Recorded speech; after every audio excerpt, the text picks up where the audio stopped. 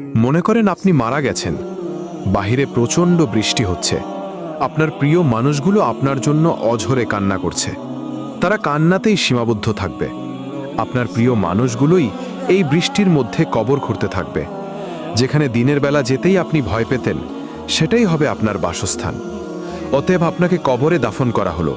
আপনি যদি নেককার ব্যক্তি হন, আপনার নামাজ ডান পাশে এসে দাঁড়াবে, আপনার কোরআন তেলাওয়াত বাম পাশে এসে দাঁড়াবে, আপনার রোজা পায়ের কাছে এসে দাঁড়াবে, আপনার দান খয়রাত আপনার মাথার কাছে এসে দাঁড়াবে।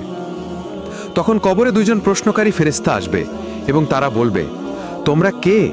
তাকে এভাবে ঘিরে আছো কেন?